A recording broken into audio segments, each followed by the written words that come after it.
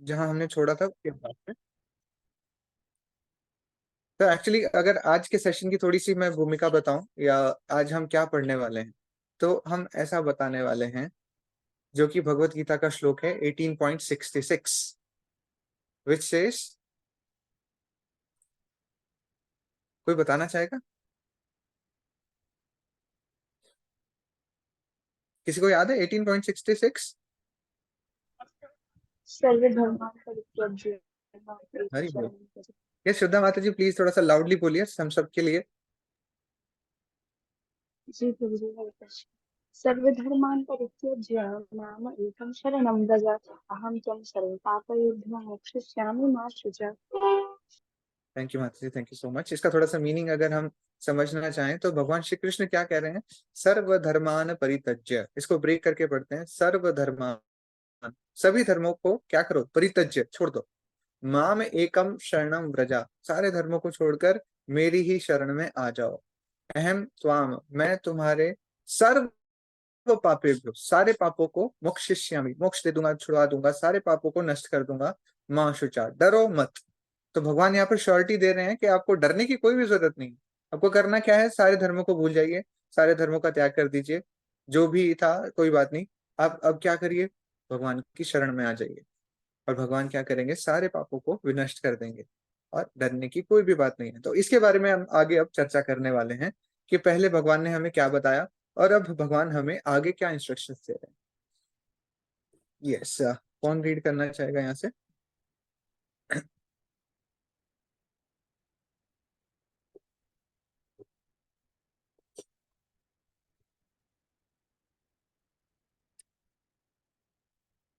ठीक है, नीचे से अल्फाबेटिकली लास्ट से स्टार्ट करते हैं। तमन्ना माता जी विल स्टार्ट रीडिंग दिस, सामाजिक ढांचों को पूर्ण होने के लिए। हरे कृष्णा प्रभु जी। हरे कृष्ण माता जी, परमें। सामाजिक ढांचे को पूर्ण होने के लिए मस्तिष्क, भुजाएं, पेट और पैर होने चाहिए। यदि दिमाग नहीं है तो इन हाथ, पैर और पेट का क्या लाभ है? यह सब मृत है। अतः समाज में यदि बुद्धिमान, सत्यवादी और ईमानदार व्यक्ति या ब्राह्मण गुणों वाले व्यक्ति नहीं है तो समाज बर्बाद हो जाएगा। सॉरी माता जी, थोड़ा सा प्रॉब्लम हुई। इस अब पढ़ सकते हैं। इसीलिए लोग परेशान हैं। आज के समाज में प्रत्येक व्यक्ति को शूद्र के समान परिष्कृत किया जाता है कि जाओ और मजदूर की भांति कार्य करो। यही सब कुछ है। थैंक यू माता जी। अब कारखाने थोड़ा सा चर्चा करने का प्रयास करते हैं कि यहाँ पर श्रील प्रभुपाद किस तरफ हमें हमारा ध्यान किस तरफ ले जाना चाह रहे हैं। तो आप खुद से देखिए, किसी भी चीज को चलने के लिए सारी चीजों का ढंग से चलना जरूरी है। और ये जो सामाजिक ढांचा है हमारा, इसको भी अगर ढंग से चलाया जाए, हमारा जो समाज है, सोसाइटी है, इसको भी अगर ढंग से चलाना है, तो क्या करना पड़ेगा? इसको मस्तिष्क है, जो ब्रेन है, भुजाएं हैं, पेट है, पैर है, वो सब होना चाहिए, तभी वो अच्छे से चल पाएगा। अगर दिमाग नहीं है, लेट अस सपोज हम ह्यूमन बॉडी की बात करें, अगर दिमाग ढंग से काम नहीं कर रहा, तो हाथ पैर, पूरी बॉडी का, पेट का क्या काम है? अगर क्या वो ढंग से चल पाएंगे? बिल्कुल नहीं चल पाएंगे। तो यहाँ पर आप देखिए कैसे संज्ञा दी जा रही है यहाँ पर। अतः समाज में यदि बुद्धिमान, सत्यवादी और ईमानदार व्यक्ति या ब्राह्मण गुणों वाले का व्यक्ति है ही नहीं। एक्चुअली बोला जाता है, जो ब्राह्मण लोग हैं ना, वो हमारा मस्तिष्क होते हैं, समाज का मस्तिष्क होता है, हमारा माइंड होता है। जो बुद्धिमत्ता है, अगर वो ही नहीं होगी, तो सामाजिक ढांचा जो है पूरी तरह बिखर जाएगा। यहाँ पर इस तरफ श्रील प्रभुपाद जी हमें एनालॉजी देके समझाना चाह रहे हैं, कि अगर हमारा दिमाग ही काम नहीं कर रहा है, मस्तिष्क काम नहीं कर रहा है, तो पूरी बॉडी ही खत्म है, फिर कुछ भी ढंग से काम नहीं करेगा। राइट? तो अगर लेट सपोज हमारे समाज में ब्राह्मण है ही नहीं, तो फिर कैसे काम चलेगा? बिल्कुल काम नहीं चलेगा। तो यहाँ पर आगे बता रहे हैं, अगर ब्राह्मण गुणों के व्यक्ति हैं ही नहीं, तो ये समाज जो है बर्बाद हो जाएगा। इसलिए लोग परेशान भी रहते हैं, कि हमारे पास कोई सलाहकार ही नहीं होता। आप खुद से सोचिए कि जो पहले का टाइम होता था, वहां पर राजे महाराजाओं के पास कौन होता था सलाह सलाह देने के लिए? ब्राह्मण लोग होते थे। तो कोई भी कार्य अगर उन्हें करना होता था, तो वो ब्राह्मणों के पास जाते थे, कि मैं गुरुदेव या वो गुरु रहते थे ऑब्वियसली, तो उनके पास जाके वो सलाह मशवरा करते थे, उनसे सजेशंस लेते थे, कि हे गुरुदेव, मैं ऐसा काम अब करने जा रहा हूँ, या युद्ध में मैं इस तरफ आगे कूच करने जा रहा हूँ, क्या ये सही रहेगा? और होता क्या था, उनकी जो एनालिटिक्स होती थी, पूरा एनालाइज करके वो सारी चीजों को बताते थे कि हाँ, अगर आप उस राजा के साथ अब युद्ध करोगे तो यहाँ पर खतरा है आपको, इसलिए अवॉइड करो अभी कुछ टाइम के लिए, यहाँ पर अभी मत कीजिए। उनके पास इसका भी सपोर्ट है, ये भी है, वो सारी चीजों का एनालाइज करके राजा को बिल्कुल सही सलाह देते थे। इसीलिए यहाँ पर मस्तिष्क बताया जा रहा है उन्हें। आज के समाज में प्रत्येक व्यक्ति को शूद्र के समान प्रशिक्षित किया जा रहा है। एक्चुअली यहाँ पर बता रहे हैं कि श्रील प्रभुपाद कह रहे हैं कि यूजुअली क्या टेंडेंसी रहती है हमारी, कि हम पढ़े लिखे बहुत ही, और क्या करें, पैसा अच्छा कमाने वाले आदमी बन जाए। यूजुअली ऐसा ही कहा जाता है कि जाकर के बहुत मेहनत भी करनी पड़ेगी आपको, और पैसा कमाना पड़ेगा पूरा, और पूरा पूरा दिन हम इसी चीज में निकाल देते हैं। आप देख सकते हैं कि दिल्ली एनसीआर में भी कितने लोग हैं जो सुबह सुबह ऑफिस के लिए निकलते हैं और पूरा मेट्रो में यहाँ से लेकर नोएडा ट्रैवल करते हैं। बहुत 1.5-2 घंटे तक मेट्रो में ट्रैवल करते हैं, फिर अपने ऑफिस पहुंचते हैं, वहां पे 9-10 घंटे की जॉब करते हैं, फिर 1.5-2 घंटे लगा करके वापस आते हैं, दिल्ली में कहीं रहते हैं। तो आप देख सकते हैं 13-14 घंटे उनका इसी चीज में जाता है कि काम करना है, पैसा कैसे कमाना है। तो यूजुअली ऐसी ही ट्रेनिंग दी जा रही है, और कहा जाता है कि यही चीज सब कुछ है। Yes sir. Next Tanish Chauhan Prabhu ji, welcome, आपका स्वागत है। यहाँ से रीड करिए प्रभु जी प्लीज।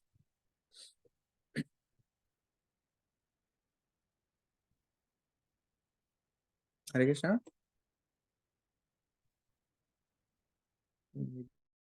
भी अवेलेबल नहीं है, कोई बात नहीं। साधना माता जी, आप रीड कर दीजिए। हरे कृष्ण प्रभु जी। हरे कृष्णा।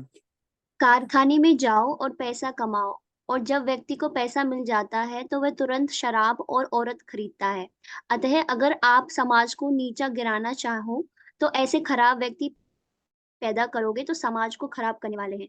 अगर आप वैदिक प्रणाली को अपनाते हो तो सामाजिक व्यवस्था पूर्ण होगी, और न सिर्फ हिंदुओं बल्कि ईसाइयों, मुसलमानों और सभी के लिए भी ये सामाजिक व्यवस्था ठीक होगी। थैंक यू माता जी। अभी थोड़ा डिस्कस करने का प्रयास करते हैं। तो यूजुअली क्या होता है कि ऐसा बोला जाता है कि आप जाकर के बहुत सारा काम करिए, पैसा कमाइए, और फिर होता क्या है कि अब पैसा कमा लिया, अब क्या करेंगे?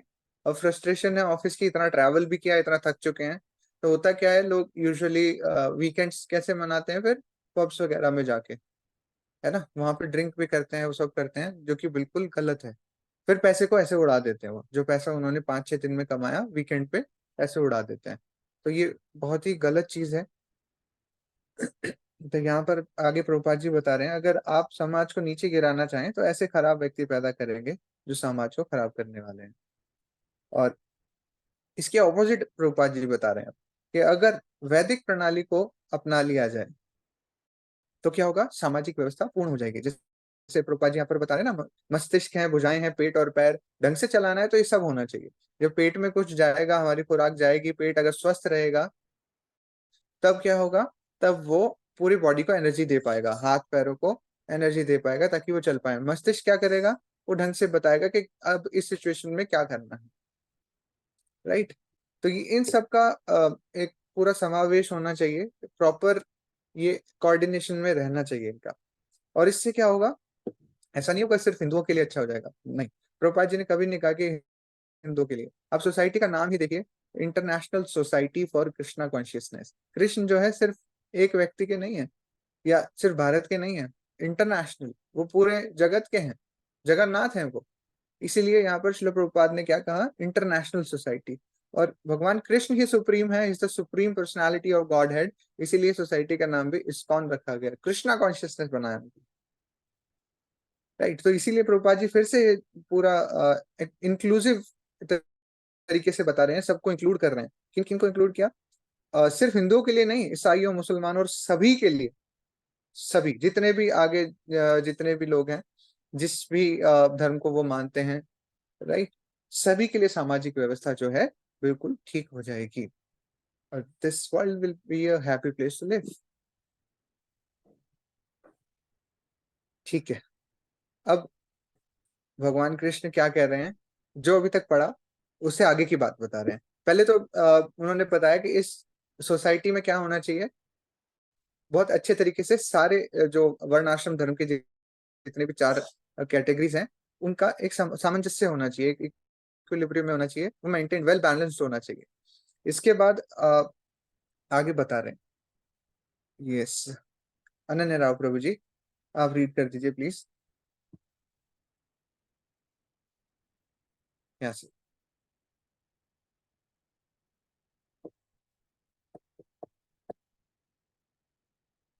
Yes Prabhu ji, please read कीजिए।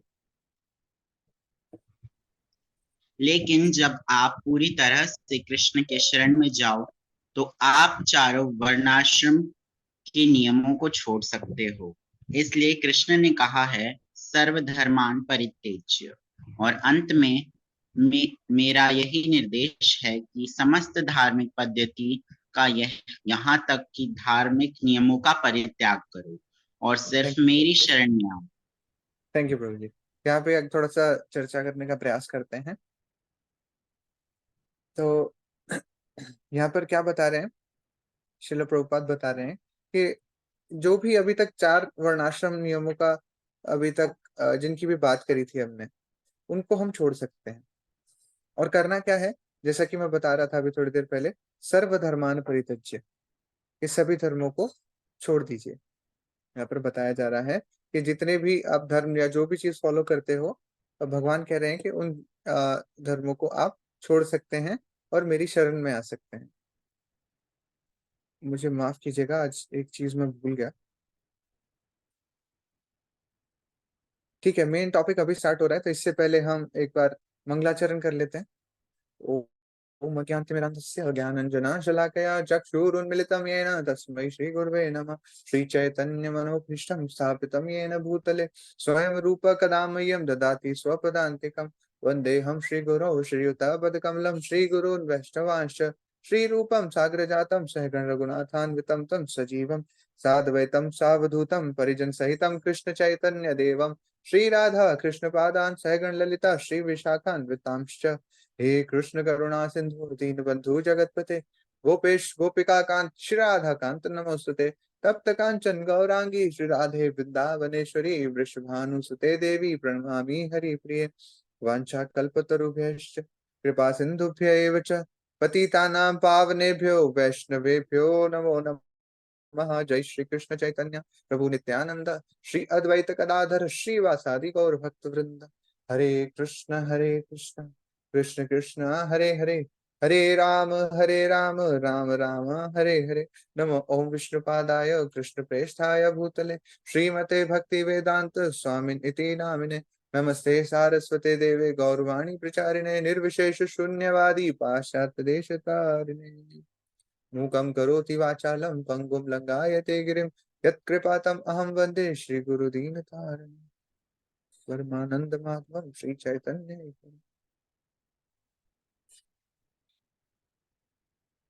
हरे कृष्ण।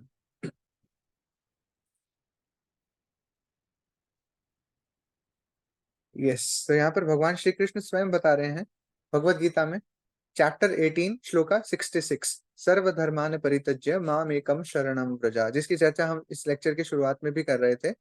कि सारे धर्मों का त्याग करके भगवान श्री कृष्ण कह रहे हैं मेरी शरण में आप आ जाइए और सारे नियमों का आप परित्याग कर सकते हैं। जितने भी आप नियम रूल्स फॉलो कर रहे थे उनका आप त्याग कर सकते हैं।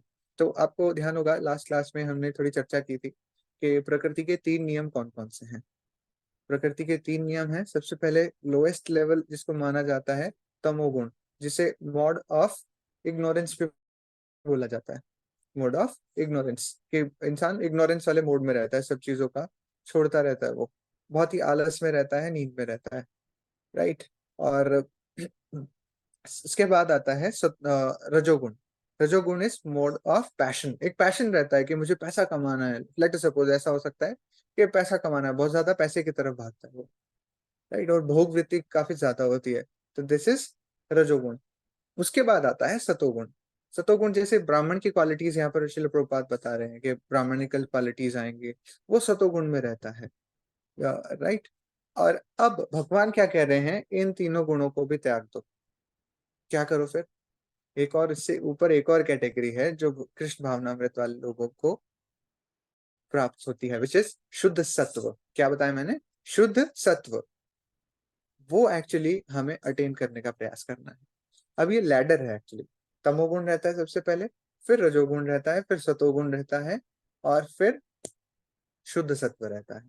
अब जो नीचे वाले 3 गुण हैं, प्रकृति के 3 नियम, जो 3 गुण हैं, उनमें एक्चुअली होता क्या है, किसी को क्या बोला जाता है, कोई रजोगुण में है, क्यों बोला जाता है, क्योंकि रजोगुण की उसके अंदर प्रधानता होती है, मोस्ट ऑफ द टाइम वो रजोगुण में रहता है, इसीलिए उसको बोला जाता है कि ये रजोगुणी व्यक्ति है। कोई अगर मोस्ट ऑफ द टाइम सतोगुण में रहता है, ऐसा नहीं होता कभी भी कि हमेशा ही एक व्यक्ति रजोगुण में रहेगा या हमेशा ही एक व्यक्ति सतोगुण में रहेगा। वो तीनों कैटेगरीज में फॉल करता रहता है कभी ना कभी।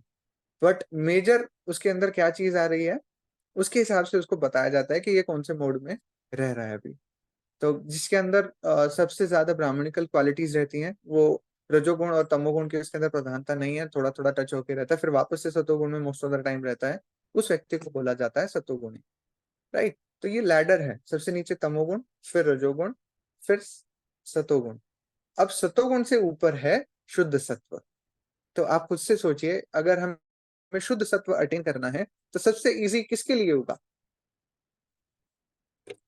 मैंने बताया ना, सीढ़ी की तरह है, लैडर की तरह है। तो सबसे इजी किस व्यक्ति के लिए होगा शुद्ध सत्व को अटेन करना या वहां तक पहुंच पाना? ये सर सतोगुण। ने बोल दिया। ये सात, अच्छा जी, बिल्कुल सही। सतोगुण वाले व्यक्ति के लिए सबसे आसान होगा शुद्ध सत्व को अटेन करना। इसीलिए श्रील प्रभुपाद बार बार इस चीज पे एम्फसाइज भी कर रहे हैं। क्या कह रहे हैं कि ब्राह्मण जो है, जिसके अंदर सत्यवादी के गुण हैं, जो ब्राह्मणिकल क्वालिटीज जिसके अंदर हैं, उसको ट्रेन किया जाए, ट्रेन करके उसको शुद्ध सत्व में लाया जाए, ऐसा श्रील प्रभुपाद भी कहना चाह रहे हैं। यस, मनीष कुमार प्रभु जी, आप रीड कर पाएंगे यहाँ से?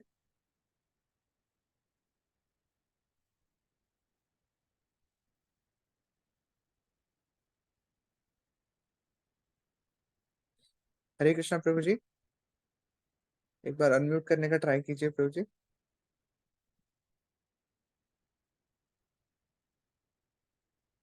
चलिए, कोई बात नहीं। शोभा माता जी, आपने अभी ज्वाइन किया है, तो आप प्लीज रीड कर दीजिए।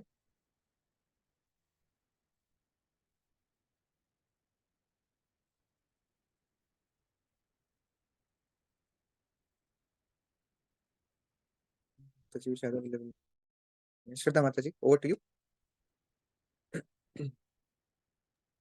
कहाँ से पढ़ना पड़ेगा? माता जी, मैंने हाईलाइट किया है ब्राह्मण धर्म। ब्राह्मण धर्म, क्षत्रिय धर्म, हिंदू धर्म, यह धर्म है। इन सबको छोड़कर सिर्फ कृष्ण की शरण में जाओ, क्योंकि धर्म का अंतिम लक्ष्य कृष्ण की शरण में जाना ही है। कृष्ण ने भगवत गीता में निर्देश दिया, तुम सीधे मेरी शरण में आओ तो सब ठीक होगा। कृष्ण व्यक्तिगत रूप से सलाह दे रहे हैं, सर्व धर्मान परित्यज्य माम एकम शरणं व्रज। अपने सारे धर्म कर्म को छोड़कर सिर्फ मेरी शरण में आओ, उनकी सलाह मानो और खुश रहो। थैंक यू माता जी, थैंक यू सो मच। तो यहाँ पर जैसे सारे धर्मों की बात की जा रही है, वो तो ब्राह्मण धर्म में है, क्षत्रिय है, हिंदू धर्म है, ये धर्म है, वो धर्म है, जितनी भी धर्म है, एक्चुअली ये धर्म का अंतिम लक्ष्य क्या है? भगवान श्री कृष्ण को अटेन कर पाना। तो इस्कॉन में बार बार ये चीज बताई जाती है, आप अपने जो भी काम कर रहे हैं, you have to keep Krishna in the centre. Krishna को केंद्र बिंदु मान करके आप काम करिए, तो ये चीज आपको सब आसान हो जाएगा। फिर कृष्ण भक्ति में आगे बढ़ना आपके लिए आसान हो जाएगा, अगर आप सारी चीजों में कृष्ण को सेंटर में रख पा रहे हैं तो। राइट। फॉर एग्जाम्पल, कोई शादी करता है, तो वो ये करके, ऐसे करके उनको मोटिव ये रहना चाहिए कि शादी करके जो पार्टनर मिलेगा उसके साथ हम मिलकर कृष्ण भक्ति में और आगे बढ़ेंगे, और लोगों को भी कृष्ण भक्ति में लगाएंगे। कोई आप कोई भी चीज ले रहे हैं, लेट अस सपोज के आप कोई जॉब कर रहे हैं और उसमें हाइक मिल रही है, या आप कोई जॉब स्विच कर रहे हैं, तो उसमें आपको ये भी भगवान कृष्ण की सेवा के बारे में सोचना चाहिए कि हाँ, मुझे जो अब सैलरी बढ़ के मिलेगी, उसमें क्या करूंगा, मैं भगवान कृष्ण की और सेवा किसी तरीके से मैं करूंगा। इस तरीके से सोचना चाहिए। मैं कुछ एग्जांपल्स आप लोगों को दे रहा था कि कृष्ण को सेंटर में कैसे रखना है। भगवान कृष्ण के विग्रह आपके घर पे होने चाहिए, तो जब आप जो भी खाने से पहले भगवान को भोग लगाइए। तो इस तरीके से सारी चीजों से पहले हम क्या कर रहे हैं, भगवान कृष्ण को सेंटर में रख रहे हैं। तो जब भी आप भोग बनाएं या कुछ भी पकाएं, तो भगवान को सोच करके बनाएं कि हाँ, मैं भगवान के लिए बना रहा हूँ। इस तरीके से भगवान कृष्ण को हम सेंटर पे रख सकते हैं। तो हर समय जब कृष्ण का चिंतन होगा, वो ही हमारा लक्ष्य है। इसीलिए ये बार बार बताया जाता है कि ये रूल्स, इतने रूल्स क्यों हैं। ये रूल्स एक्चुअली सिर्फ इसलिए हैं ताकि भगवान कृष्ण को किसी तरीके से याद किया जा सके। That's it. कई बार बोला जाता है अरे यार इस्कॉन में इतने सारे रूल्स हैं, ये है वो है। नहीं, एक्चुअली इतने सारे रूल्स नहीं है, बस वो ये है कि आप भगवान कृष्ण को कैसे याद रख सकते हैं। That's it. और तपस्या करना एक बहुत इम्पोर्टेंट क्वालिटी है एक ह्यूमन बीइंग की। एक व्यक्ति की, एक मनुष्य की सबसे अच्छी क्वालिटी क्या है? तपस्या करना। बहुत जरूरी क्वालिटी भी है कि वो तपस्या करे। इसीलिए कृष्ण को केंद्र बिंदु मानना है हमें, और सारी चीजों को फिर सारी चीजें ठीक हो जाएंगे। तो भगवान श्री कृष्ण क्या कह रहे हैं? तुम सीधे मेरी शरण में आओ, सब कुछ ठीक हो जाएगा और डरने की कोई भी बात नहीं है। आप इससे खुश भी रहेंगे। ठीक है, तो ये हमारे कुछ क्वेश्चंस हैं। कृष्ण ने जाति प्रथा के बारे में क्या कहा है? तो जाति प्रथा के बारे में कृष्ण ने क्या कहा है? गुण कर्म विभागशः। जाति प्रथा नाम की कोई चीज नहीं है, गुणों के आधार पर ही जो है वो सब कैटेगराइज हो रहा है।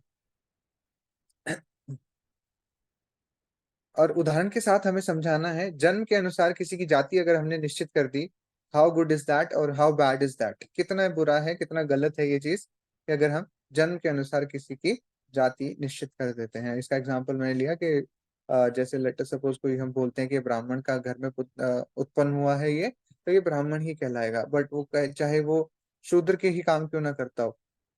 राइट। कई बार हम देखते हैं कि जो ब्राह्मण कैटेगरी के लोग होते हैं, किसी में को मैं पिन पॉइंट नहीं कर रहा हूँ, यूजुअल जनरल केस में बता रहा हूँ, जनरल सेंस में, कि काफी सारे लोग आपको मिल जाएंगे। ये एक्चुअली कलयुग का प्रभाव है ना। जैसे भगवान कृष्ण का बताया जाता है कि नाम और नामी में कोई भी भेद नहीं है। कृष्ण का मतलब क्या होता है? सर्व आकर्षक, जो सबको अट्रैक्ट करते हैं अपनी तरफ, है ना। तो वो भगवान कृष्ण जो है सच में अट्रैक्ट करते हैं। नाम और नामी में कोई भी भेद नहीं है, कोई भी अंतर नहीं होता। नाम भगवान का नाम, नामी जिसके नाम की बात हो रही है, तो वहां पर कोई भेद नहीं है। बट आप आज के टाइम पे देखिए, किसी का नाम होगा सुंदर और वो हो सकता है कि बहुत बदसूरत इंसान हो। तो नाम और नामी में कलयुग में भेद है, बट भगवान के नाम और नामी में कोई भी भेद नहीं है। ओके। वर्तमान समय में सभी शूद्र क्यों हैं? यस, ये बड़ा अच्छा क्वेश्चन है कि वर्तमान समय में सभी शूद्र क्यों हैं। कोई बताना चाहेगा ये? यस, तमन्ना माता जी। हरे कृष्णा। आई थिंक अभी कलयुग में लोग इसलिए शुद्र है ज्यादा क्योंकि शुद्र वर्ग में तमोगुण का प्रभाव ज्यादा है। तो अभी हमारे अंदर कलयुग के प्रभाव के कारण तमोगुण का जो प्रभाव है वो बढ़ चुका है। यस माता जी, बिल्कुल सही बताया आपने। Thank you so much. और एक्चुअली अभी कुछ लाइन पहले ही हमने पढ़ा था कि सबको ट्रेनिंग क्या दी जा रही है कि पैसा कमाओ, पैसा कमाओ, इसके लिए इतने मेहनत से काम करो। तो एक्चुअली उसके लिए भी शूद्र बनने की ट्रेनिंग वहां पर दी जा रही है वर्तमान समय में, इसलिए सब शूद्र ही हैं। कलयुग का प्रभाव भी है, नो डाउट। थैंक यू माता जी। किसी व्यक्ति को ब्राह्मण बनने के लिए कैसे प्रशिक्षित किया जा सकता है? तो पहले, सबसे पहले हमें सत्यवादी को वो देखना होगा, फिर कृष्ण भावनामृत में उसको आगे बढ़ाया जा सकता है। तो इस तरीके से ट्रेनिंग उनकी हो सकती है। और फिर आज जो हमने पढ़ा, विच इज सभी धर्मों का अंतिम उद्देश्य क्या है, तो ये श्लोका है बहुत सुंदर। यस अनन्या प्रभु जी। मैं इसका आंसर बताऊं? यस प्रभु जी। हाँ, तो सभी धर्मों का अंतिम उद्देश्य भगवान श्री कृष्ण की शरण ग्रहण करना है, और हम इसे भक्ति मार्ग द्वारा प्राप्त कर सकते हैं। थैंक यू सो मच प्रभु जी। तो भगवत गीता का श्लोक है 18.66, सर्वधर्मान परित्यज्य माम एकम शरणम Vraj. This is the final destination. ठीक है, आगे बढ़ते हैं। नाम अमृत, पवित्र नाम का अमृत, श्री श्रीमद एसी भक्तिवेदांत स्वामी प्रभुपाद। अनन्या शर्मा माता जी, आप पढ़ सकते हैं। जी प्रभु जी। प्रभु जी मैं शुरू करूं पढ़ना? यस माता जी। सतयुग स्वर्ण युग, सॉरी एक मिनट। सतयुग स्वर्ण युग में योग प्रणाली में भगवान विष्णु के ऊपर ध्यान करने को बताया गया था। त्रेता युग में योग की साधना यज्ञ के माध्यम से बताई गई। अगले द्वापर युग में मंदिर पूजा करके लोग पूर्णता प्राप्त करते थे। आज के इस वर्तमान युग को कलयुग कहा जाता है। कलयुग का मतलब है लड़ाई झगड़ा और विरोधाभास। कोई भी किसी दूसरे से सहमत नहीं है। हर किसी का अपना विचार और सिद्धांत है। अगर मैं तुमसे सहमत नहीं हूँ तो तुम मुझसे लड़ाई करते थैंक यू हो। माता जी। एक यह बार यहीं कलयुग पे का थोड़ी लक्ष्य। सी चर्चा करते हैं कि क्या बात यहाँ पर बताई जा रही है। बहुत ही सुंदर वर्ड्स हैं यहाँ पर। तो सतयुग जिसे स्वर्ण युग भी कहा जाता था, गोल्डन एज भी कहा जाता था, उसमें क्या बोलते थे, ध्यान के थ्रू आप भगवान की प्राप्ति कर सकते हैं। तो यहाँ पर बोल रहे हैं ना कि भगवान विष्णु के ऊपर आप ध्यान कीजिए। होता क्या था वहां पर, लगभग 1 लाख वर्ष की औसत आयु होती थी लोगों की। एवरेज एज 1 लाख साल तक वो जीता था। उसमें से काफी 1000 ईयर्स तक, कई हजारों सालों तक भगवान के ऊपर ध्यान लगाया जाता था और ऐसे भगवत प्राप्ति होती थी। उस टाइम पे पॉसिबल भी था, है ना। आज के टाइम पे देखिए कि आप यहाँ पर पहाड़ों में भी चले जाओ, वहां पे भी बस ट्रेन की, हवाई जहाज की आवाज आपको सुनाई देगी। कैसे आप ध्यान लगा पाएंगे? और ना ही इतनी एज है हमारी, है ना। और फिर आगे त्रेता युग में क्या बताया गया? साधना का माध्यम यज्ञ था। यज्ञ किए जाते थे, तरह तरह की आहुतियां उसमें डाली जाती थी, इतने शुद्ध चीजें होती थी, शुद्ध घी होता था, है ना। कोई भी एडल्ट्रेशन या कोई भी चीज की मिलावट किसी चीज में नहीं होती, तो एवरीथिंग वाज प्योर। और मंत्रों के माध्यम से अग्नि प्रज्वलित की जाती थी। ऐसे यज्ञ किए जाते थे, बहुत ही सुंदर भव्य यज्ञ एकदम। और द्वापर युग में मंदिर पूजा करके पूर्णता प्राप्त होती थी। तो बहुत ही सुंदर सुंदर भव्य मंदिर होते थे और पूजा अर्चना की विधियां विधियां जो हैं, जो मेथड्स हैं, वो सबको ज्ञात होते थे। इस तरीके से भगवान की प्राप्ति की जाती थी। आज के टाइम पे अगर बात करें कि इस्कॉन के माध्यम से हमें इतने भव्य मंदिर मिल तो रहे हैं, बट सभी को हमें पूजा अर्चना की विधियां नहीं ज्ञात हैं, नहीं जानते हैं। तो इसीलिए ये चीजें आज के युग में फॉलो नहीं हो सकती हैं। फिर आगे बताई जा रही है कलयुग के बारे में। कलयुग को अगर आप ब्रेक करके पढ़ें, विच इज कलह का युग। यहाँ पर कलह ज्यादा है, हर चीज में चिक चिक बाजी है, हर चीज में लड़ाई, राइट। बट इस्कॉन के माध्यम से हमें क्या है, एक हैप्पी प्लेस देखने को मिलता है। अभी कुछ दिन पहले मैं कहीं गया था, इलेक्शंस आ रहे हैं तो मेरी इलेक्शन ड्यूटी लगी हुई है, वहां ट्रेनिंग थी हमारी। उसमें एक माता जी सामने से दिखाई दी, इतना सुंदर उन्होंने तिलक लगाया हुआ, कंठी माला पहनी हुई, and she greeted me, Hare Krishna. I was so happy कि हम इतने टेंशन वाले माहौल में जा रहे हैं कि इलेक्शन ड्यूटी थोड़ा सा बहुत ही जिम्मेवारी वाला काम होता है।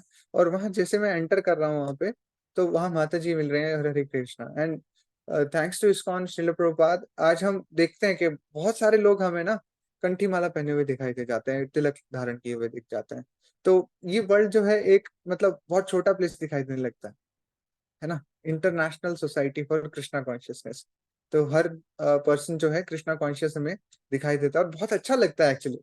तो आप खुद से सोचिए कि जो हमारे अंदर मंद सुमंद मत हो, कहा जाता है कि कलयुग के लोग जो हैं वो मंद सुमंद हैं, उनकी मति बुद्धि जो है कम है।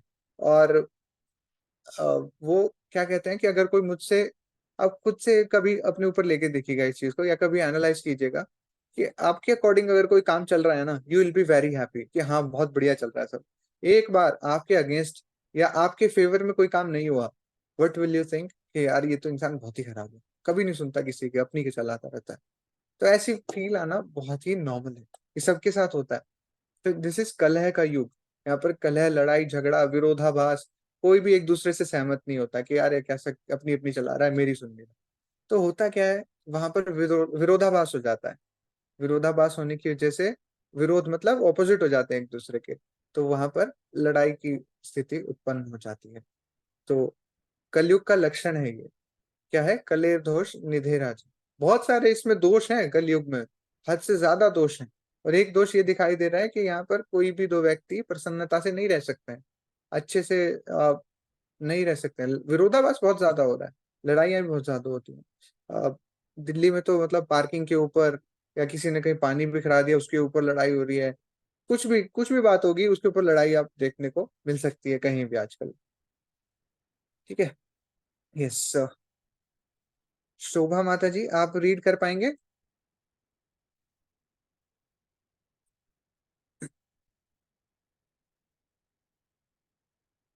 शोभा माता जी नहीं है। ट्विंकल माता जी, सॉरी मैं आपको भूल गया, आप रीड कर दीजिए प्लीज। हरे कृष्ण ये है प्रभु जी। कलयुग का। यह कलयुग का लक्षण है, अतः भगवान के नाम का पवित्र जाप ही इस युग के लिए उपयुक्त बताया गया है। कोई भी आत्म साक्षात्कार की पूर्णता जो कि योग प्रणाली के द्वारा सतयुग में, यज्ञ करके त्रेता युग में, मंदिर पूजा करके द्वापर में मिलती थी, ये सारी पूर्णता कलयुग में सिर्फ हरि नाम संकीर्तन से आसानी से प्राप्त की जा सकती है। हरि का अर्थ है भगवान और कीर्तन का अर्थ है उनकी प्रशंसा करना। थैंक यू सो मच माता जी। तो ये सभी चीजों का सार यहाँ पर प्रभुपाद जी ने लिख दिया। आप कभी भी देखिए भगवान कृष्ण का जो भगवत गीता में अगर ध्यान योग भी प्रभुपाद जी बता रहे होंगे, तो वहां पर भी श्रील प्रभुपाद अपने तात्पर्य में इसकी चर्चा जरूर करते हैं कि भगवान का नाम ही यहाँ पर जपना सब कुछ है। अगर हम भगवान का नाम चैंट करेंगे तो वी कैन बी हैप्पी। कहा जाता है ना, chant Hare Krishna and be happy. तो श्रील प्रभुपाद हर जगह पर ये चीजें बताते जरूर हैं, चाहे किसी भी टॉपिक पे हो उस टाइम पे, पर प्रभुपाद जी बताते जरूर हैं कि हरे नाम हरे नाम एव केवलम कलौ नास्तेव नास्तेव नास्तेव गतिर अन्यथा। जो मैं अभी श्लोका कोट कर रहा था श्रीमद् भागवतम का, कले दोष निधे राजन, के कली युग में बहुत सारे दोष हैं, पर एको अस्ति महान गुणा, एक इसके अंदर महान गुण है। वो क्या है? भगवान कृष्ण का नाम। हरे कृष्ण कृष्ण कृष्ण हरे हरे, हरे राम राम राम हरे हरे। तो कलयुग का एक महानतम लक्षण क्या है कि यहाँ पर भगवान कृष्ण का नाम उपलब्ध है हमारे पास। जो हमसे ऊपर के लोग हैं, जहाँ पर देवी देवता निवास करते हैं, वहां पर भी हरि का नाम लेना पॉसिबल नहीं है। क्यों? क्योंकि वहां पर ऐश्वर्य इतना ज्यादा है। वहां पर सब इतने बिजी रहते हैं, वहां इतनी चकाचौंध है, बिल्कुल एकदम ऐश्वर्य में रहते हैं वो, और भगवान का नाम नहीं ले पाते हैं। इसीलिए जो देवता लोग हैं वो भी यहाँ धराधाम पर भूलोक में आने के लिए तरसते हैं कि यहाँ पर भगवान का नाम उन्हें सुनने को मिलेगा, नाम करने को मिलेगा। इसीलिए जो कलयुग का महान लक्षण है हरि नाम ले पाना, वो यहीं पर इस भूलोक में ही पॉसिबल है। तो यहाँ पर जो बताया जा रहा है, सतयुग में जैसे जैसे हम भगवान की प्राप्ति करते थे ध्यान युग का प्रणाली को अपनाकर, यज्ञ करते थे त्रेता युग में, मंदिर पूजा करते थे द्वापर युग में, और फिर जो पूर्णता हमें प्राप्त होती थी, जो भगवान हमें प्राप्त होते थे, वो ही आज हम अगर हरि नाम संकीर्तन करेंगे तो आसानी से प्राप्त की जा सकती है। अब एक चीज का और यहाँ पर मैं थोड़ा सा डिस्कशन करना चाहूंगा, मेरे माइंड में आ रहा है कि विरोधाभास की जो स्थिति है वो क्यों अराइज होती है जब हमारे ओपिनियंस डिफरेंट होते हैं। हमारा मत किसी एक चीज के बारे में अलग अलग होता है। किसी एक चीज के बारे में मैं ये सोचता हूँ कि इधर ये ठीक है, कोई और दूसरा सोच सकता है कि नहीं, ये इस वे में ठीक होगी दूसरी चीज, राइट। बट जब आप कृष्ण को सेंटर में लेकर के आएंगे, आप सिर्फ ये सोचेंगे कि मुझे भगवान कृष्ण को ही प्रसन्न करना है, नो अदर मोटिव, तो कहीं भी लड़ाई का कोई भी टॉपिक ही नहीं रह जाता, कोई भी रीजन ही नहीं रह जाता लड़ाई का, कि हम सब भगवान के अंश ही हैं, राइट। परम पिता परमात्मा हमारे एक ही हैं। तो जब हम ये फिलॉसफी को अपनाएंगे कि हम सब भगवान की ही संतानें हैं, आपस में लड़ने से क्या होगा, हमें सब मिलकर भगवान की सेवा करनी चाहिए, दैट्स इट। यहीं पर सारी लड़ाइयां खत्म हो जाती हैं कि हम भगवान के ही दास हैं, उनकी ही सेवा हमें करनी है। इसीलिए सब एक ही मोटिव पे आगे बढ़ेंगे कि भगवान की सेवा करनी है, कोई भी विरोधाभास नहीं होगा। अगर कोई विरोधाभास होता भी है तो काफी एडजस्टमेंट वाली हमारी मेंटालिटी डेवलप हो जाती है, कि हम एडजस्टमेंट इन द सेंस कि हम दूसरे की बातों को समझने लगते हैं, उन पर विचार करने लगते हैं, ना कि छोटी छोटी बात पर झल्लाकर लड़ना शुरू करें। हरे कृष्णा। तो आज के सेशन में इतना ही रखेंगे हम।